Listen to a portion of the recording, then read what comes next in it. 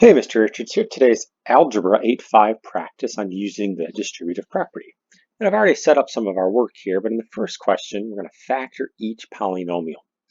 And in order to factor, it's very helpful in order to find the greatest common factor. And as you get started in these, it could be helpful to use factor trees. So if we look at for the greatest common factor of 60 and 75, we can generate factor trees to see that 60's prime factors are 2, 2, 3, and 5, so 2, 2, 3, and 5. 75's are 3, 5, and 5, so 3, 5, and 5. But we also have this b squared g to the third, so 2 b's and 3 g's. 60 has 1 b and 3 g's, and so as we look for what's the greatest common factor of these, the 3, the 5, and then a b and the 3 g's. In other words, 15bg to the third is our greatest common factor. That's what's being divided out of these things. And so if I reset this up as 15bg to the third times something plus something, if I divide 75 by 15, I'm left with a 5.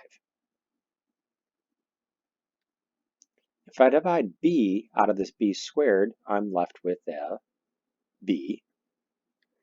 And if I divide g to the third out of this g to the third, that's just 1, so I'm just left with 5b. In other words, if you looked at this listing, you're left with the 5 and the b. If I take this 60 bg to the third, and I take 60 divided by 15, I'm left with 4. If I take b and divide it by b, I'm left with 1. And if I take g to the third and divide it by g to the third, I'm just left with 1 again. So this, in fact, is our final simplified factored answer. 15bg to the third times 5b plus 4. Remember, factoring is basically undoing the distributive property. In the next question, and as you solve more of these, you'll just be able to look at a question and go, I know what the greatest common factor is. And so if I look at the 5, the 10, and the 25, the greatest common factor of those three numbers is just 5. Then the x to the third, x squared, x.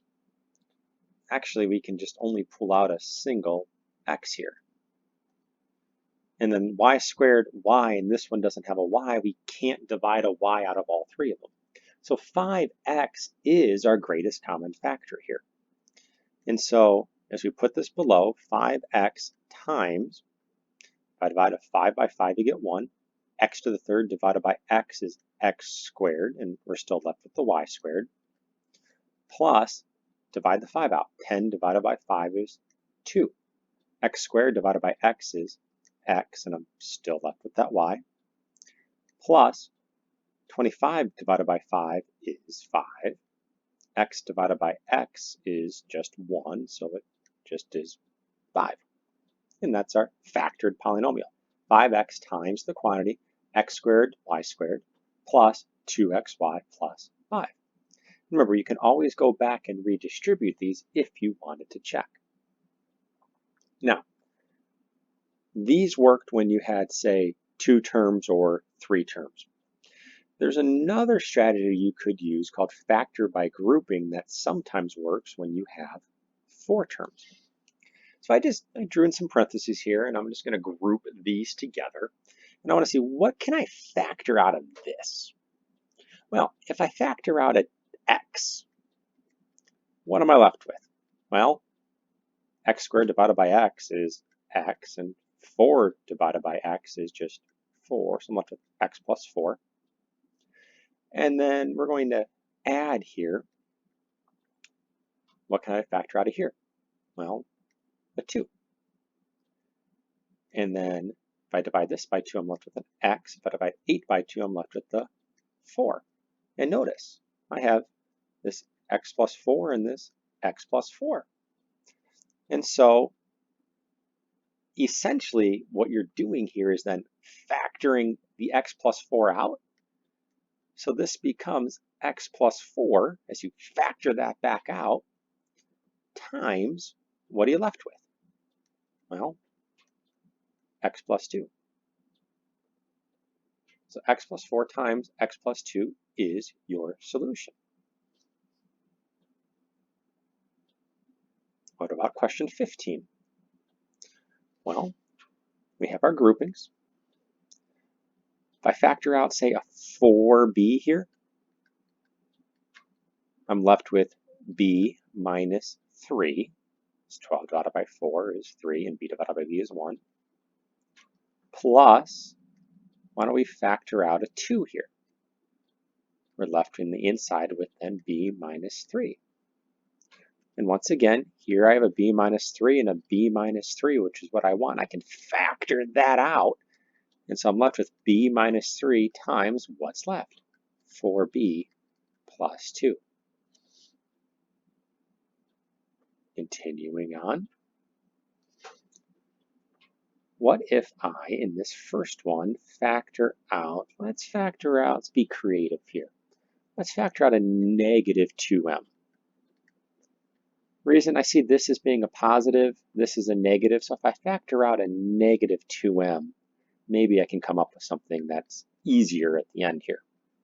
Negative 6 divided by negative 2 is 3, and I'm left, the m's are gone, so I'm left with p. And then if I factor out a negative 2 here, the thing is you have to pay attention. 4 divided by negative 2 is a negative 2, and I already pulled out the m. Why would I want to do that? Well, what can I factor out of here? Looks like I can get a 6 out. So I'm adding 6, and now I'm left with 3p minus 2. And so again, I have my matches. The 3's are both positive, and it's a minus 2 in both.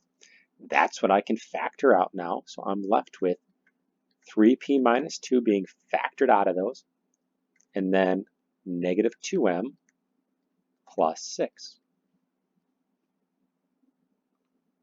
Now, getting to equations and checking these using all these different strategies. There was this zero property involved with solving these equations that basically goes something like, if I have two terms, a times b equals 0, either a could equal 0 or b could equal 0. Doesn't matter what the other one is. If one of the two is 0, then our solution is going to be 0. And so if we split these out, we go, okay, well, x could be 0 or x minus 32 could equal 0. Really both. Well, x minus 32 equals 0. If I add 32 to both sides, x equals 32. And so you'll see these oftentimes written with these little brace things, 0, comma, 32. And usually they're written in order from least to greatest, usually. Question 21. Again, still following that idea that a times b equals 0. One of the two has to be 0. We can say y minus 3 equals 0 or y plus 2 equals 0. So if I add 3 to both sides here, I get y equals 3. I subtract 2 from both sides here, I get y equals negative 2. And so our solution is going to be negative 2 or 3. And I just realized in the directions it says check your solution. So let me come back up real quick to 19 and do a quick check step for us here. If I check these, let's see, x times x minus 32 equals 0. If I put 0 in, my first solution, 0 times 0 minus 32 equals 0. Well, 0 times negative 32, does that equal 0? Sure, 0 equals 0. Or you could put in 32. Well, 32 times 32 minus 32 would need to equal 0. 32 times 0 would need to equal 0, and sure, 0 equals 0, so that's the check. And if we come back to 21, sorry about missing it on 19 there. If we come back to 21, we start off with y minus 3 times y plus 2 equals 0. This is where you'll truly see either one or the other has to equal 0. If I put in negative 2, well, y, oh, well, yeah, I could rewrite that, or we could just go put the negative 2 in right now. Negative 2 minus 3 times negative 2 plus 2 would have to be 0. This doesn't really matter, but it is negative 5 times 0 equals 0, and yes, 0 equals 0, so negative 2 works. Or you could put in 3. So 3 minus 3 times 3 plus 2 needs to equal 0. 0 times 5 needs to equal 0, and now that is 0. So both -2 and 3 work as solutions in 21. And we can make it a little more complicated, like 2y plus 5 times y minus 4 equals 0, but it's still the same steps. If I subtract 5 from both sides here, we're left with 2y equals -5. If you divide by 2, you're left with y equals -5 halves, or any variation of that, like -2.5, -2.5, and so on. If you add 4 to both sides, you get y equals 4. And so in this question, y could be either -5 halves, or any, again, variation of that, or 4. And as we look to check our solutions, we have 2y plus 5 times y minus 4 being 0. You put in -5 halves first here. You have 2 times -5 halves plus 5 times -5 halves minus 4 equals 0. Let's see. 2 times -5 halves is -5 plus 5. And then that was -2.5 minus 4, so we'll just call it -6.5 equals 0. Now, -5 plus 5 is 0. 0 times -6.5 is indeed 0. Put in 4. 2 times 4 plus 5 times 4 minus 4 should be 0. Let's see. 2 times 4 is 8 plus 5 times 0 should be 0. 8 plus 5 is 13. And of course, 13 times 0 is 0. So -5 halves works and 4 works. And now, this is where it gets interesting. If you remember earlier in the chapter, I said we're going to have to figure out a way to solve these equations when you have exponents that don't cancel. And this is where it begins. Just like in the previous questions, we need to get this where you have an a times b equals 0 idea. And the way we're going to do that is by trying to factor the one side of the equation. We can do that as this equals 0. So what is the greatest common factor but 2z? And so if I factor out a 2z here, what I'm left with is, well, z plus 20 divided by 2 is 10. And the z divided by z is just 1, so it goes away, equals 0. So now I have that idea of a times b equals 0. So I could split these and have 2z equals 0 or z plus 10 equals 0. Divide by 2, you get z equals 0. Subtract 10, you could get z equals -10. And so our solution is -10 or 0. And it does want us to keep checking these. So 2z squared plus 20z equals 0. Put in -10 first. 2 times -10 squared plus 20 times -10 would have to be 0. This is 2 times, see, -10 squared is going to be 100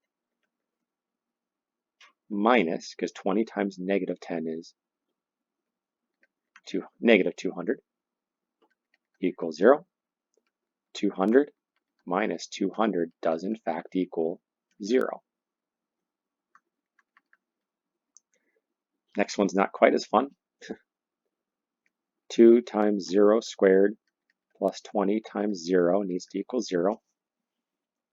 2 times 0 plus 0 needs to equal 0. 2 times 0 is 0. 0 plus 0 is 0. So, yeah, -10 and 0 work. In questions like 27, I already did a little bit of preview here, but make sure if you have something like this, you need to make it equal 0. Get that 27x to the other side by subtracting by 27x on both sides. The greatest common factor is 9x, so if I factor out a 9x here, I'm left with x minus 3 equals 0. And like the previous question, we could have 9x equaling 0, or x minus 3 equals 0. Divide by 9, x equals 0, add 3, x equals 3. So our solutions here are 0 and 3. Check them? Sure. Go back to the original, which was 9x squared equals 27x. Put in the 0. That one's fun first. 9 times 0 squared needs to equal 27 times 0. So 9 times 0 needs to equal 0, and sure, 0 equals 0. The 3 is a little more tricky, and not tricky, just more work. 9 times 3 squared needs to equal 27 times 3. So 9 times 9 needs to equal 81, and guess what? 81 equals 81.